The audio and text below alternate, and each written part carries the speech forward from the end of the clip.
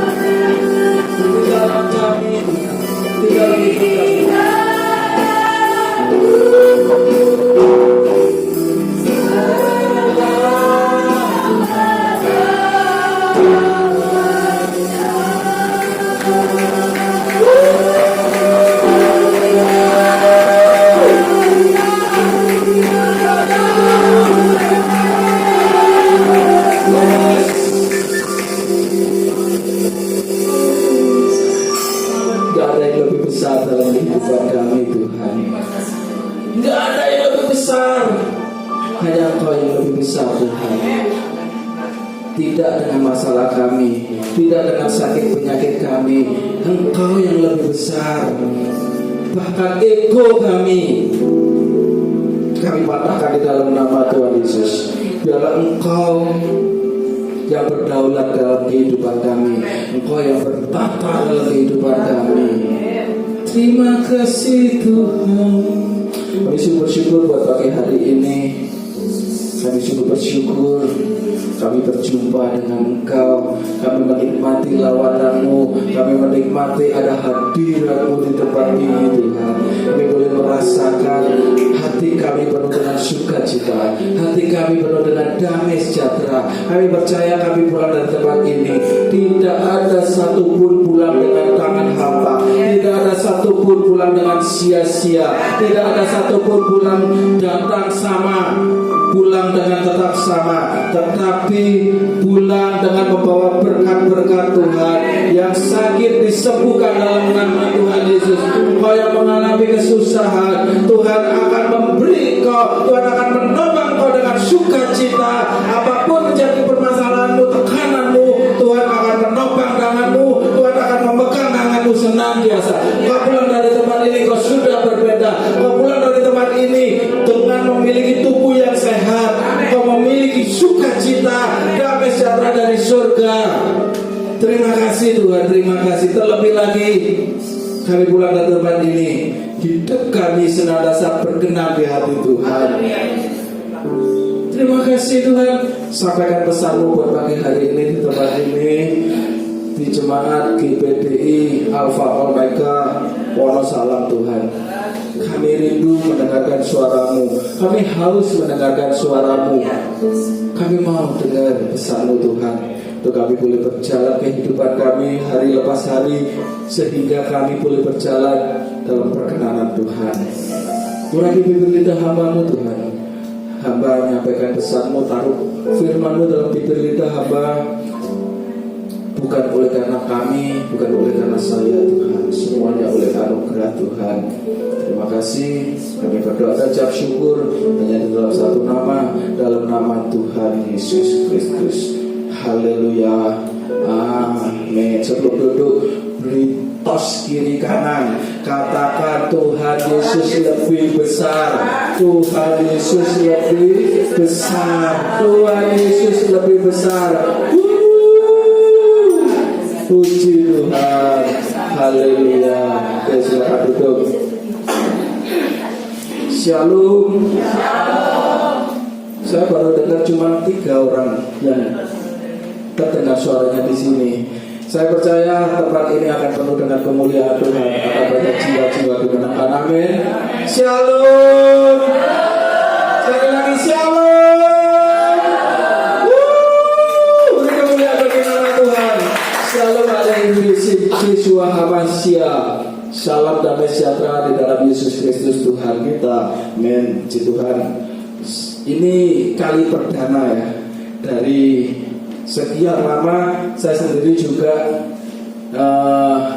tidur panjang, nggak pelayanan ya kan. Saya bisa pelayanan ke Bali, saya ke Jawa Tengah, ke Solo, ke Wonogiri, ke Pati, ke Jawa Tengah, ke Malang, ke Pulau Bali segala. Kok rasanya tiba-tiba gara-gara pandemi, gara-gara corona, ya kan, dipaksa setiap hari di rumah nonton tembok.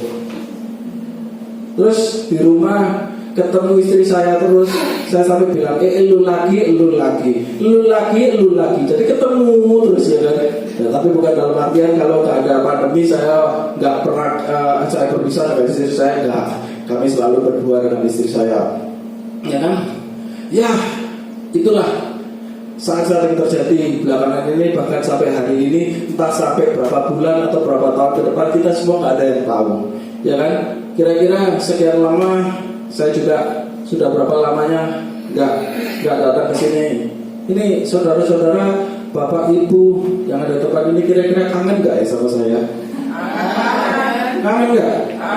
Kalau nggak kangen saya pulang, ya kan?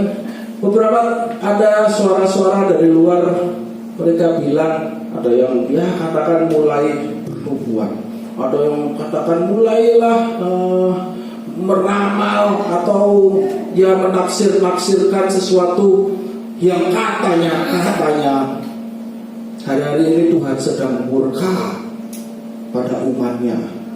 Ada yang bilang lagi bukan murka, tapi tulah kutuk, ya kan, pada umatnya. Macam-macam dah pokoknya. Sampai suatu hari beberapa bulan yang lalu, waktu saya baru awal-awal masuk dalam pandemi di Indonesia, ya kan, saya diundang salah satu gereja di Sidoarjo. Mereka ngadain talk show dan di live streaming, di online kan, jadi semua bisa menyaksikan. Salah satunya saya sebagai narasumbernya, saya juga ditanyain kira-kira cara pandang atau menurut saya, penilaian saya saat ini COVID itu kenapa, apa, gimana, begitu ya kan? Karena di luar banyak omongan yang katakan tulahlah, Tuhan murkalah, ya kan? Terus saya bilang kalau memang tulah, kalau memang murka, maaf, sekali lagi maaf. Ada loh pendeta yang kena. Terus begitu masa Tuhan murka sama hambanya, masa Tuhan mulai pada hambanya. Oh iya, soalnya ada dosa nih. Loh, saudara menghakimi kan kalau sampai berkata gitu, bener gak? Gak ada bedanya sama orang seberang, saudara tiri kita. Oh itu tentara Allah. Jadi Allah mau menghunus pedangnya, mau membunuh yang gak tunduk menyembah, ya kan? Terus sesamanya juga ada yang kena, banyak kan, malah banyak yang kena. Oh iya, karena KTP katanya kan gitu, ya kan? Nah, saya nggak mau ngomong A, B, C, D dan lain sebagainya, tapi saya mencoba untuk merenung, bertanya sama Tuhan dan kembali kepada Alkitabnya, back to Bible-nya. Apa yang terjadi Tuhan hari-hari ini? Kok sehingga bahkan beberapa hari yang lalu saya tulis di Instagram saya, gereja vs COVID atau COVID vs gereja. Ya kan, gara-gara COVID gereja itu pada silent kabeh, pada tertidur semua. Bahkan bisa saya katakan mati suri. Saya nggak berbicara gereja dalam artian bentuk gedungnya, saya nggak berbicara gereja dalam artian gedungnya, ya kan, sekali lagi. Tetapi saya berbicara tentang gereja. Di dalamnya ada orang-orang yang memuji Tuhan, ada orang-orang yang menyembah Tuhan, ada firman Tuhan yang disampaikan, ada orang-orang di dalam untuk berdoa untuk hormat kemuliaan nama Tuhan. Amin. Itu yang saya katakan. Tiba-tiba pada mati suri semua. Ada apa Tuhan? Padahal di akhir zaman yang dicari Tuhan, penyembah-penyembah akhir zaman loh. Ya kan? Yang dicari Tuhan malah justru penyembah-penyembah akhir zaman loh. Tuhan tak tanya amal ibadahmu sudah seberapa, sumbanganmu gimana. Enggak. Tuhan gak foto kayak gitu. Itu gak dinilai, gak dilihat. Walaupun itu semua juga ada poinnya di surga, ya kan? Tapi yang terpenting bukan itu. Yang ditanya sama Tuhan, yang dicari Tuhan, orang-orang yang hidupnya berkenan bagi Tuhan, orang-orang yang hidupnya, hatinya selalu memuji dan menyembah Tuhan.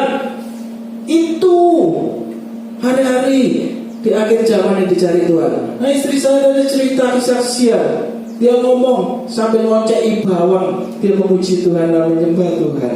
Cuman itu aja. Mau gimana lagi, ya kan? Istri saya mungkin juga gitu mikir, daripada nonton tembok terus atau nonton wajah saya terus, lu lagi kan gitu, ya kan? Kesenyuman dia. Jadi daripada lu lagi wis nyembah Tuhan lagi, ya kan? Jadi YouTube di rumah, koneksi internet non-stop. Jadi dia puter terus, gak ada habis-habisnya. Hari-hari ini dicari Tuhan itu, ya kan? Tapi kenapa? Why? Nah, ayo kita buka terlebih dahulu firman Tuhan.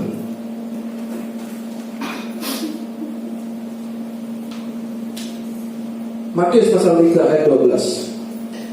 Matius pasal 3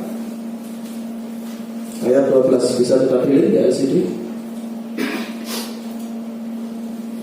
Matius pasal 3 ayat 12. Oke. Saya bukan takut dengan virus coronanya, saya bukan takut dengan virus apapun juga yang mau dikatakan. Buat saya, maaf, bukannya saya menantang maut atau menantang penyakit, ya kan? Yang terpenting kita ikutin anjuran WHO, anjuran pemerintah, protokol kesehatan. Itu yang terpenting, ya kan? Bukannya mau sok-sokan, enggak. Tapi juga saya nggak takut, bukan masalah di situ. Terus membuat saya akhirnya ketakutan sendiri, tercekam sendiri, enggak. Tapi yang bikin saya sumpah jujur, gak bisa kemana-mana, gak bisa keluyuran, sumpah rasanya, ya kan? Di rumah terus. Ditambah lagi kedua, gak bisa pelayanan. Saya kalau ngopi keluar jalan-jalan sambil pelayanan, ya jujur sambil kuliner, ya kan? Makanya saya sama istri saya bentuknya tambun-tambun gitu kan, seperti lembu tambun yang akan disembelih untuk dipersembahkan di mezbahnya Allah. Oke, kita baca bareng-bareng ya. Matius pasal 3 ayat 12. 2, 3. Alat penampi sudah di tangannya. Ia akan membersihkan tempat pengirikannya dan mengumpulkan gandumnya ke dalam lumbung. Tetapi debu jerami itu dibakarnya dalam api yang tidak terpadamkan. Saudara, kalau saudara lihat alat penapi, masa-masa sekarang ini ketika saya bertanya sama Tuhan, ada apa Tuhan terjadi? Tuhan malah nunjukin sama saya ada tangan megang alat penapi. Saya baru teringat ada ayatnya. Saya baru ingat Tuhan sedang membersihkan tempat pengirikannya.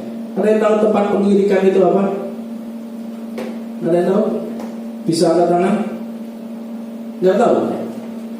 Tempat pengirikan itu kalau zaman sekarang bisa dikatakan tempat penggilingan padi. Tahu tempat penggilingan padi? Nah, kalau zaman sekarang ada pakai mesin kan gitu ya kan? Kalau beberapa tahun yang lalu mesinnya ke padinya yang dibawa ke tempat penggilingannya, terus di bahasanya istilahnya diselekno, ya kan? Terus keluar tinggal bawa berasnya aja sudah jadi beras. Tapi zaman sekarang saya lihat sudah ada motor ya kan, pakai mesin gitu di mereka yang jemput bola, mereka yang masuk ke sawah-sawah, ya kan, cari orang-orang yang lagi panen. Jadi jasa untuk itu penggilingan. Nah, begitu mesinnya dikopel dengan untuk menggiling giling padi, untuk istilahnya itu diocei kulitnya, bener kan? Jadi yang tinggal berasnya aja, yang sekamnya, yang kulitnya ya udah nggak dibuang, nggak dipakai dibuang. Nah, tempat pengirikan itu hari-hari ini Tuhan sedang membersihkan tempat pengirikannya. Membersihkan tempat pengirikannya. Jadi dibersihin sama Tuhan. Ada yang tersisa dibersihin sama Dia. Dibersihin itu apa?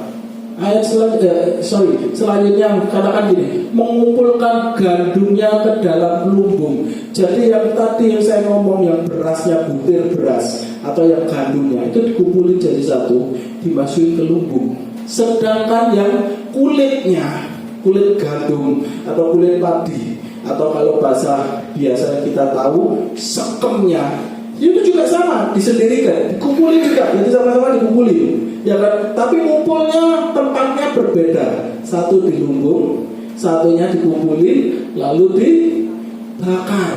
Karena apa? Nggak ada gunanya, nggak ada manfaatnya. Diguak, dibakar, selesai, tamat, diin.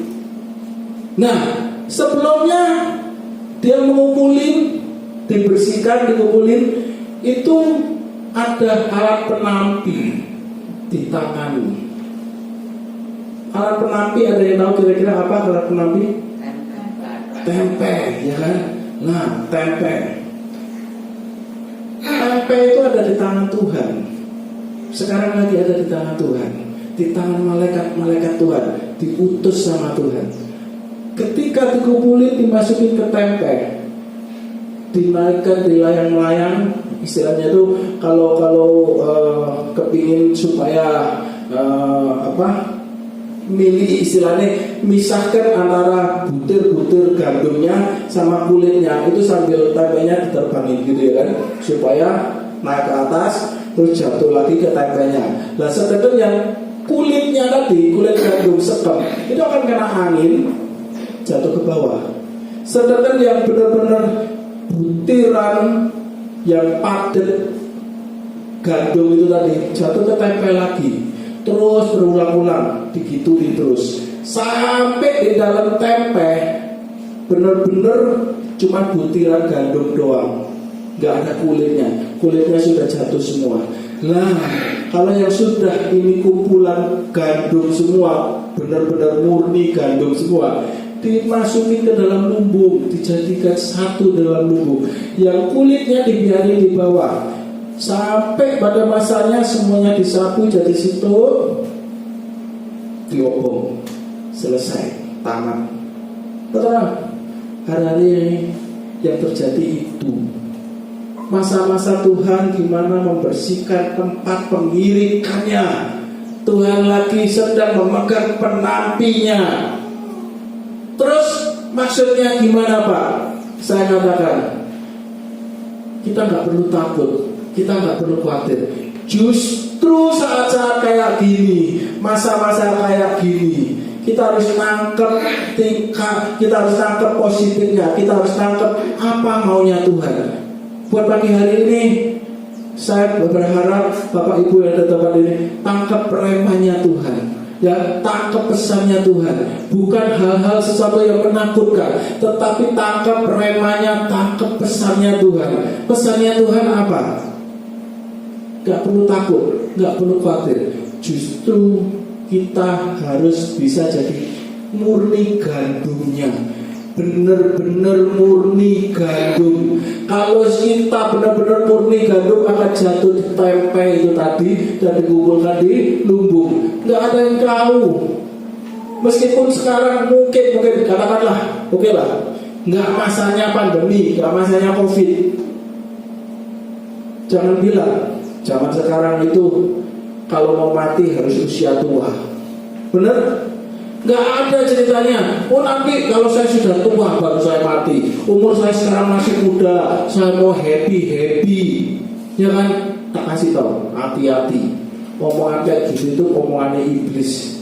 Ya kan? Kita nggak ada yang tahu. Mau umur berapapun, kalau sudah kontraknya habis di muka bumi, wassalam juga.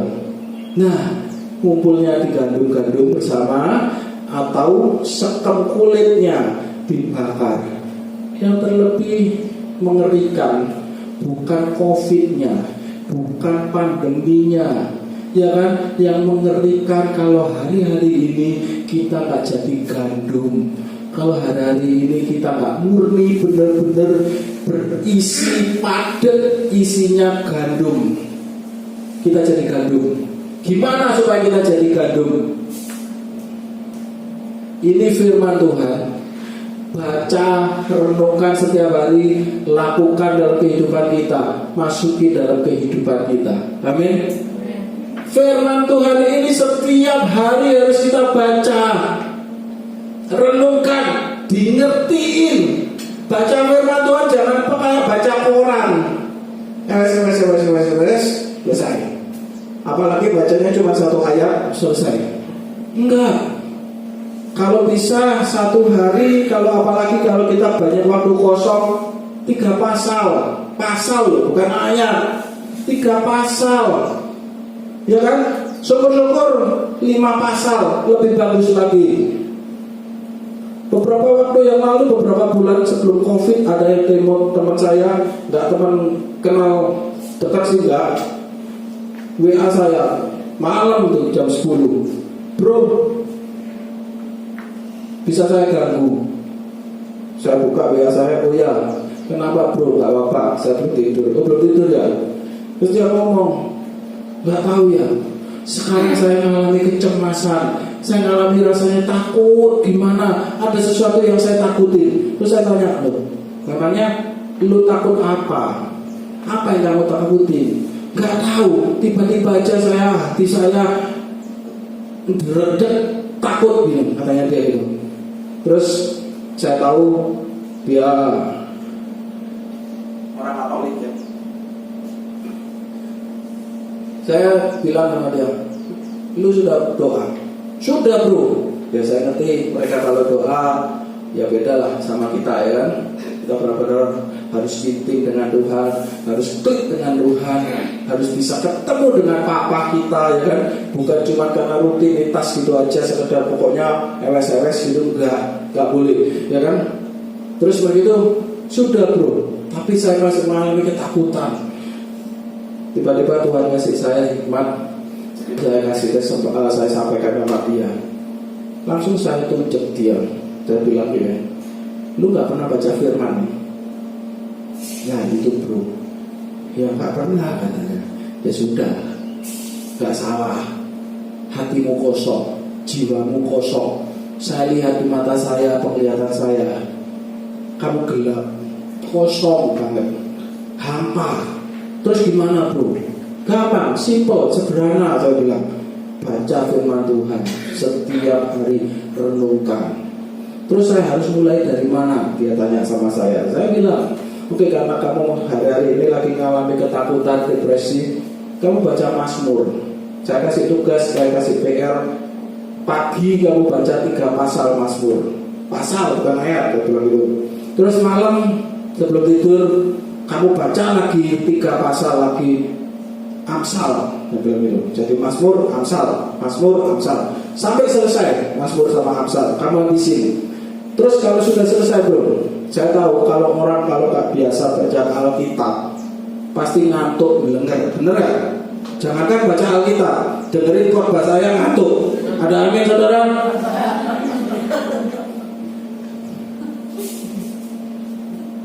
Pasti belum ngantuk baca Alkitab.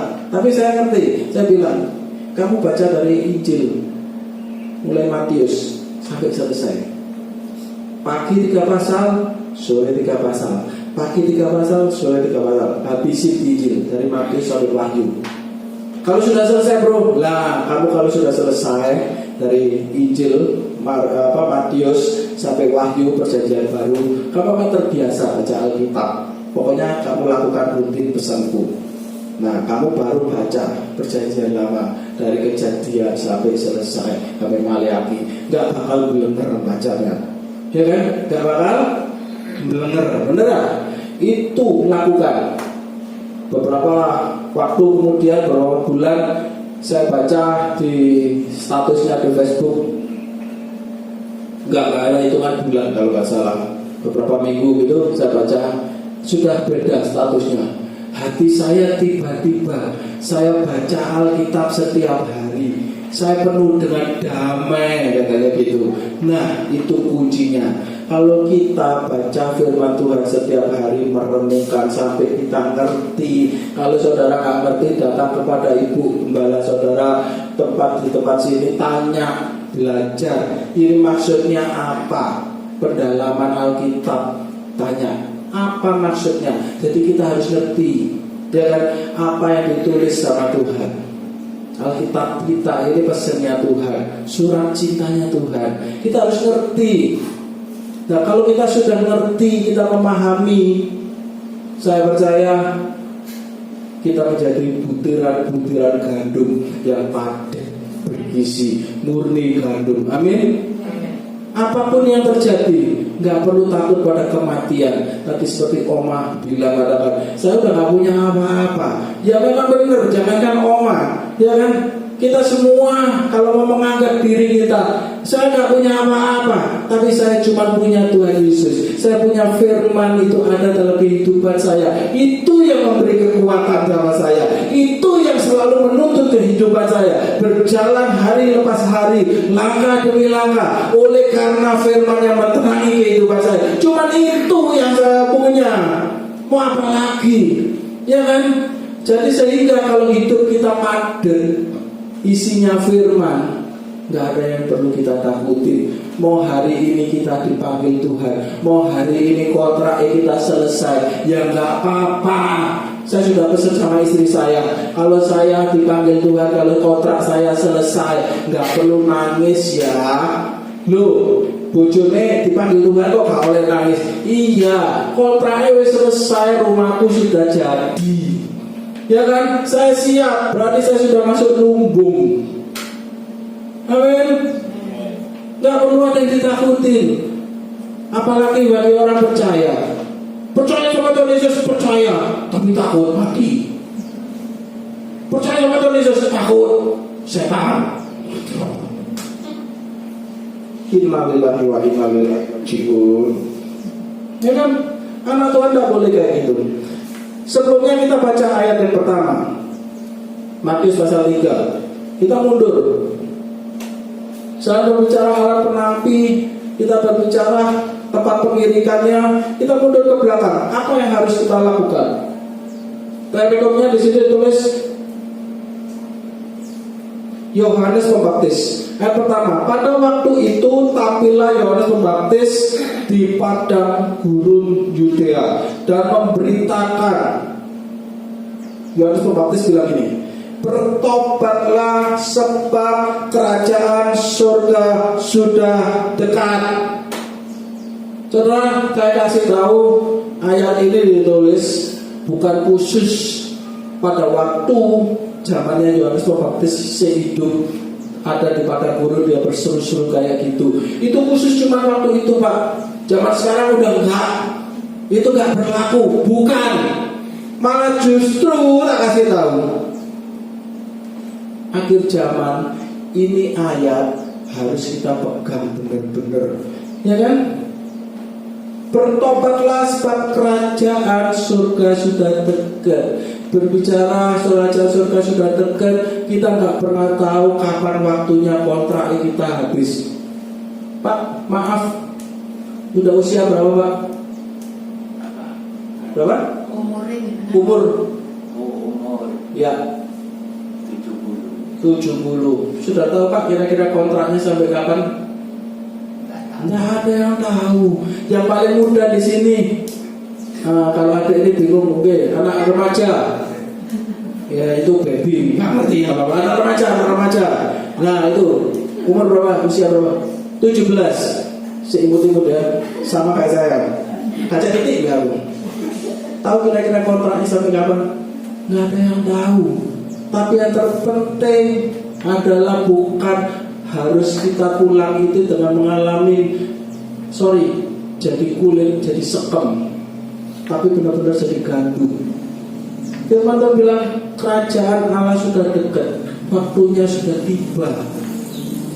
Kita nggak perlu berpikir masih jauh, masih panjang, aku masih muda. Masih saya, bapak ini umur 70. Saya yakin kok, saya pulang nanti umur 150 tahun. Nggak mungkin, bener ya? Nggak ada yang tahu. Waktunya sudah dekat. Ayat 2, ayat 3. Sesungguhnya dialah yang dimaksudkan Nabi Yesaya ketika ia berkata. Jadi sebelumnya Nabi Yesaya sudah menubuatkan. Ada seorang orang yang berseru-seru di padang gurun, persiapkanlah jalan untuk Tuhan, luruskan jalan baginya. Pak, Yohanes memakai jubah bulu, unta dan ikat pinggang kulit, dan makanannya belalang madu hitam. 5. Maka datanglah kepadanya penduduk dari Yerusalem, dari seluruh Yudea dan seluruh daerah sekitar Yordan. Lalu sambil mengaku dosa, mereka dibaptis oleh Yohanes di sungai Yordan. Mereka menyerahkan diri, mengaku dosa, bertobat, dan menyerahkan dirinya untuk dibaptis. Di tempat ini ada yang belum dibaptis? Bisa angkat tangan? Tak perlu malu-malu. Ada yang belum dibaptis? Sudah dibaptis semua? Sudah dibaptis adiknya? Umur berapa? Hah? 8. Oh jauh kalau sama saya. Kalau 17 cocok sama saya. Kalau 8 mungkin masih terlalu kecil ya kan. Kalau ada yang belum dibaptis, just info di tempatnya Bu Sam ada kolam baptis. Bisa pinjam di sana, bisa pakai bersama. untuk seluruh gereja, apapun sinodenya, apapun benderanya, yang terpenting dibaptis di sana dalam nama Tuhan Yesus Kristus. Amin. Untuk hormat kemuliaan nama Tuhan. Amin. Kalau baptis itu bukan untuk milih siapa-siapa, tetapi untuk hormat kemuliaan nama Tuhan. Ya. Saya lanjutkan. Tetapi waktu itu ayat 7, tetapi waktu ia melihat banyak orang Farisi dan orang Saduki datang untuk dibaptis, berkatalah Yohanes Pembaptis kepada mereka, hai kamu keturunan ular beludak, siapakah yang mengatakan kepada kamu bahwa kamu dapat melarikan diri dari murka yang akan datang? Jadi Yohanes Pembaptis ini paham, ngerti banget kalau orang Farisi dan orang Saduki itu datang minta dibaptis. Maaf, kalau mungkin zaman sekarang ya kan, ya dibaptis mau nikah, misal buat surat nikahnya aja, ya kan. Jujur saya sendiri juga gitu waktu itu, ya kan. Saya mau nikah karena masa lalu saya masih ya gedek gitu kan. Istri saya saksi hidup saya, karena mau nikah terpaksa persyaratannya harus dibaptis. Ya udah saya dibaptis. Yohanes Pembaptis ngerti, ya kan? Dia ngerti kalau orang-orang ini, mereka ini ya istilahnya cuma topeng doang, cuma ikut-ikutan kok, ya kan? Sampai karena dikatakan kok keturunan ular beludak. Jadi lepaskan, tanggalkan semuanya itu, murni terima Tuhan Yesus. Jangan cuma topeng atau jangan cuma karena persyaratan, tapi benar-benar ketika kita dibaptis selam, ya kan, kita terima Tuhan di dalam Yesus Kristus di dalam hidup kita. Amin. Itu pastikan. Ayat 8. Jadi hasilkanlah buah sesuai dengan pertobatan. Ini yang terpenting. Hasilkan buah pertobatan. Kalau hari-hari ini kita belum masuk masa penantian, saya bukan mendoakan saudara, ya kan. Kita semua nggak ada yang tahu. Kalau kita belum masuk dalam masa penantian, tadi yang saya katakan di dalam tempenya sampai dinaik turunkan, kita belum. Puji Tuhan. Oke, dulu. Tapi firman Tuhan bilang, hasilkan buah pertobatan. Amin. Kenapa? Nggak ada yang ngerti. Tiba-tiba kalau sudah kita masuk dalam antrian, masuk dalam tempenya Tuhan, alat penampi itu tadi, mau diar katanya kan gitu. Benar nggak ada waktunya lagi. Tetapi kalau selama semasa kita belum masuk dalam alat penampi, hasilkan buah-buah pertobatan. Hidup kita harus berbuah untuk hormat kemuliaan nama Tuhan. Amin. Jangan jadi orang Kristen, maaf, dirasa retoboy. Itu kalau dulu dari itu orang Kristen, Pak Joko jenenge. Wow, maaf, ada yang namanya Pak Joko di sini? Nggak ada ya? Nah, puji Tuhan, nggak ada. Ya kan? Oh, jenenge Pak Joko, jalan orang Kristen. Apa meneh ngarepe Yohanes Joko kan gitu ya kan? Ditambahin lagi burine yang bel-bel Paulus, Yohanes Joko Paulus. Jangan saya kurang lagi Matius Lukas. Tapi cocok nek ngomong mecak-mecuk bojone yang ngono sisan. Ya kan? Jadi orang Kristen, aduh. Kira-kira yang salah tetangganya yang ngerasain atau dianya? Dua-duanya. Tapi dua-duanya bukan orang Kristen, bukan anak Tuhan, nggak ngurusin. Bener gak? Tapi kita harus introspeksi hidup kita. Paling gampang orang, gimana orang? Ya memang kita nggak bisa 100% ikut penilaian orang, bener gak? Tapi kalau sudah kebacut kayak gitu, harus hati-hati. Orang Kristen kayak gitu itu harus hati-hati, bener gak? Kekristenan kita harus stabil beda. Kehidupan kita ini seperti ikan di dalam akuarium. Dilihat dari sisi kanan, dilihat dari sisi kiri, dari depan, dari belakang, dari atas, semua bisa. Sehingga apa? Benar-benar kehidupan kita harus bisa mencerminkan orang melihat kita, melihat Kristus Yesus. Amin. Bukan malah dipahit dosa gak karuan, utangnya akeh, duit utang kagel bayar. Ada yang punya utang di sini? Nanti saya doakan. Tapi bayar dewe. 9. Dan janganlah mengira bahwa kamu dapat berkata dalam hatimu, Abraham adalah bapa kami, karena aku berkata kepadamu, Allah dapat menjadikan anak-anak bagi Abraham dari batu-batu ini. Ayat 10, perhatikan. Kapak sudah tersedia pada akar pohon, bukan di atasnya, bukan di tengahnya, tapi di akar pohon. Ditebas habis, istilah itu. Kapak sudah tersedia pada akar pohon, dan setiap pohon yang tidak menghasilkan buah yang baik pasti ditebang dan dibuang ke dalam. Perhatikan firman Tuhan. Bukan di atas yang ditebang, bukan di tengah yang ditebang, tetapi di akarnya yang ditebang. Artinya apa? Dihabisin semua itu pohon, nggak ada sisanya, nggak ada gunanya, karena nggak ada gunanya. Dimasukin api, udah buat kayu bakar, nggak ada gunanya, benar nggak? Hati-hati, halo. Pohon yang baik akan mengeluarkan buah yang baik. Durian berasal dari pohon rambutan. Pohon rambutan berbuah durian adalah punya Glory Besuliman. Ya kayak gitu ya kira-kira kan. Nggak ada ceritanya, benar gak? Yang namanya pohon rambutan yang menghasilkan buah rambutan. Pohon durian menghasilkan buah durian. Sekarang musim durian ya? Nggak ada ya? Tuh, sayang ya. Musim apa? Utang. Oh my God. Ya kan?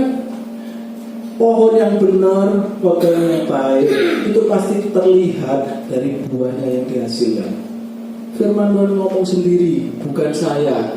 Kalau pohonnya nggak baik, bisa-bisa buahnya juga pasti gak baik atau gak berbuah sama sekali. Saya punya pohon mangga di depan rumah saya, gak pernah berbuah. Saya cuek yang minta aku, kowe wis umur loh ya, wis wayane muo, wis wayane mengeluarkan buah buat saya yang nanam kamu tak pelihara, tak tanam, tak hidupin, ya kan, gak pernah ngasih hasilnya. Saya sangat cuek kan, saya ngomong sama istri saya, tak pupuk misalnya.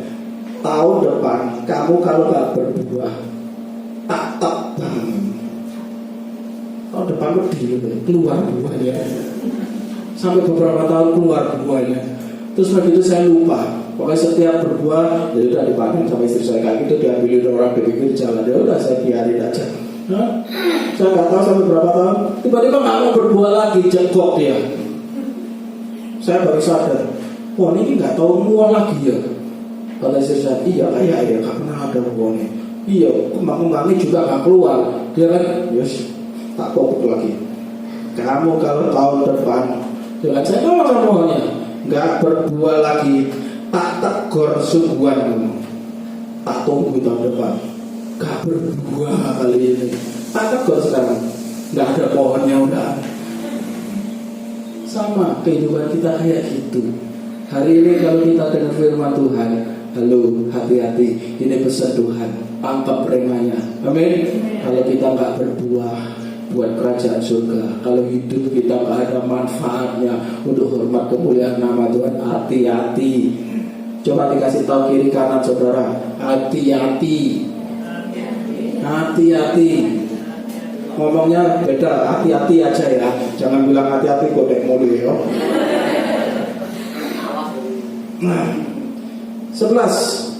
Aku membaptis kamu dengan air sebagai tanda pertobatan, tetapi Yesus yang akan datang kemudian daripadaku lebih berkuasa daripada Yohanes Pembaptis, dan Yohanes Pembaptis tidak layak melepaskan kasutnya, karena Yesus lebih besar. Yesus terlebih besar di dalamku, di dalamku. Amin. Yesus terlebih lebih besar. Yesus terlebih besar di dalamku selama-lamanya. Yohanes Pembaptis saja sampai gak layak. Dia punya otoritas untuk baptis, dia sendiri gak layak. Melepas kasutnya aja gak layak. Gak usah ngomong melepas jubahnya atau memakai jubah dan sebagainya. Enggak, kadon. Itu bapaknya yang di surga urusannya. Melepas kasutnya aja dia harus sorry.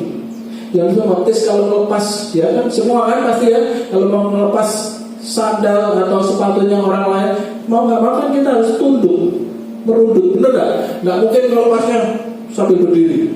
Ayo kakimu naik meja, tak lepas nih sepatumu. Nggak ada ceritanya, bener nggak? Kita harus merunduk.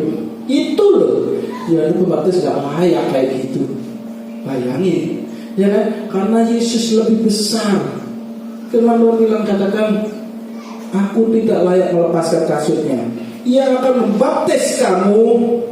Yesus akan membaptis kamu dengan Roh Kudus dan dengan api. Oleh karena itu, selain baptisan air, kita wajib untuk terima baptisan Roh Kudus.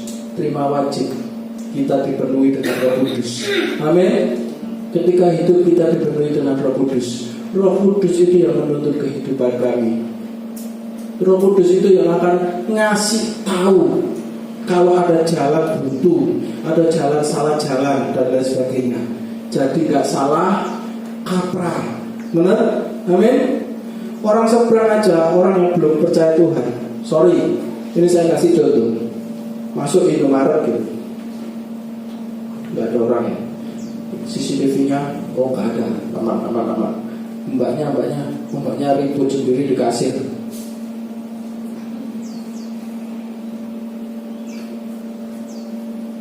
Kira-kira saya tanya, hatinya duduk enggak? Benar enggak? Itu hukum Allah yang sudah ditaruh bagi orang percaya maupun yang enggak. Nah, ada kelihatan? Itu hukum Allah. Dia seharusnya tahu, faham kalau dia lakukan itu tidak berkenan di hati Tuhan. Tapi karena dia gak takut akan Tuhan, beda sih, tetap dilakukan. Benar? Itu. Lah kalau ada Roh Kudus dalam hidup kita, lebih dari itu, gak usah duduk. Itu ya alarmnya juga sama, duduk. Tapi ada Roh Kudus, awas, gak boleh. Jangan kamu lakukan. Sekali-sekali jangan. Nah, Roh Kudus itu fungsinya kayak gitu. Dia menegur lewat firman Tuhan. Dia mengingatkan kita sesuai dengan firman Tuhan. Amin. Dia selalu bekerja sama dengan kehidupan kita. Selanjutnya, ayat 12 yang terakhir. Saya mengajak pemain musik duduk maju ke depan. Worship leader bisa juga bantu, terserah lagunya mau apa. Ayat 12, firman Tuhan bilang, alat penapi sudah di tangannya. Ia akan membersihkan tempat pengirikannya dan mengumpulkan gandumnya ke dalam lumbung. Tetapi debu jerami itu akan dibakarnya dalam api yang tidak terpadamkan. Ayo, saya mengajak untuk pagi hari ini, gak ada yang perlu kita takutkan dalam kehidupan. Mau ada pandemi, mau enggak, apapun yang terjadi, masa depan kita sekalipun, semua jadi tangan Tuhan. Gak ada yang perlu ditakutkan, gak ada yang perlu dikhawatirkan. Justru yang terpenting hidup kita harus berbuah. Harus berbuah untuk hormat kemuliaan nama Tuhan. Yuk kita lanjutkan.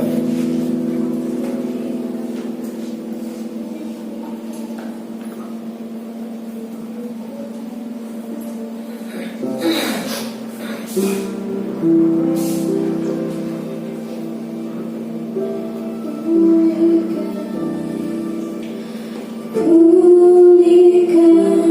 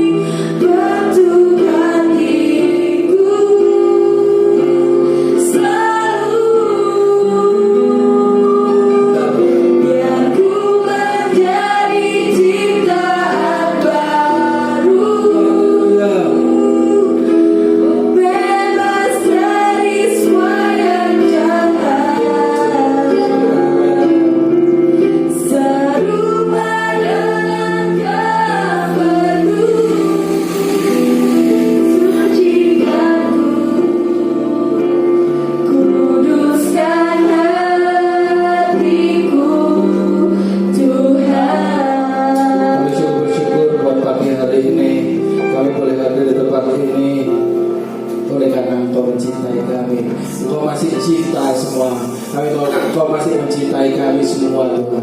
Kami sungguh bersyukur buat pagi hari ini. Kami masih bisa memuji Engkau, kami masih bisa menyembah-Mu Tuhan. Itu semua oleh anugerah-Mu, itu semua oleh karena kebaikan-Mu Tuhan. Kami sungguh bersyukur, terima kasih. Buat pagi hari ini kami masih bisa mendengarkan firman-Mu, takbiran daripada Tuhan, message daripada Tuhan. Kalau kami ada di tempat ini masih belum berbuah-buah untuk hormat kemuliaan nama Tuhan, ampuni kami Tuhan, ampuni kami Tuhan, ampuni kami. Kami mengampuni, kami mohon ampun Tuhan, kami mau bertobat Tuhan.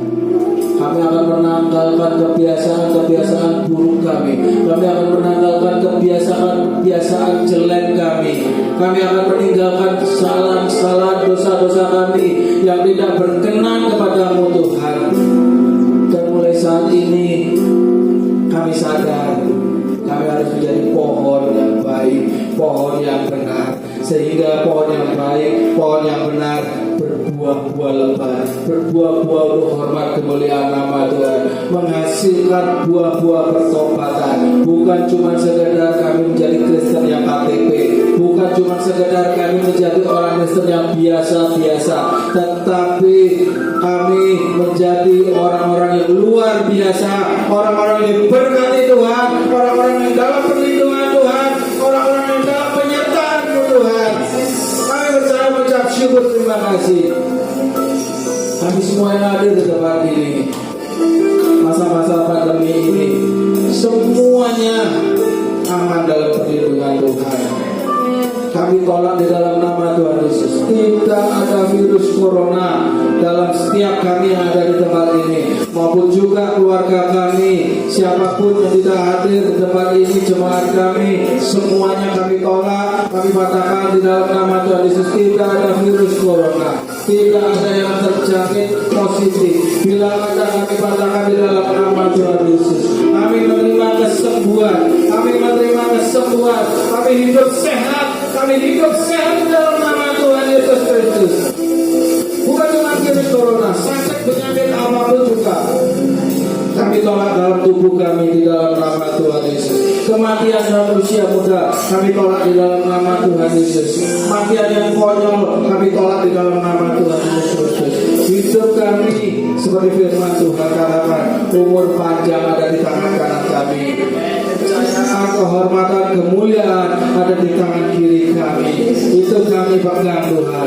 Hidup kami umur panjang, kehidupan kami sehat selalu, ada kemakmuran, ada kejayaan, hormat untuk kemuliaan nama Tuhan. Terima kasih Tuhan, terima kasih. Berkati gereja di tempat ini, berkati Ibu Gembala, memberkati anak-anaknya, menantu, cucu, cicit semuanya, mama, dalam tangan-Mu Tuhan.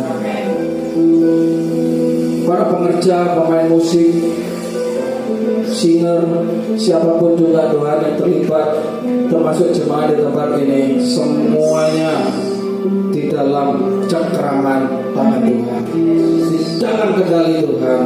Kami serahkan semuanya ke dalam tangan Tuhan. Hidup penuh dengan sukacita, hidup penuh dengan damai sejahtera, hidup di dalam Tuhan Yesus Kristus. Terima kasih Tuhan buat firman-Mu pada pagi hari ini. Kami berdoa dan ucap syukur hanya di dalam nama Tuhan Yesus Kristus. Yang percaya sudah menerima berkat-berkat Tuhan. Mari sama-sama katakan amin. Berkati. Puji nama Tuhan. Terberkati oleh firman Tuhan. Amin. Amin. Kita saatnya kita akan menjalankan korban persembahan.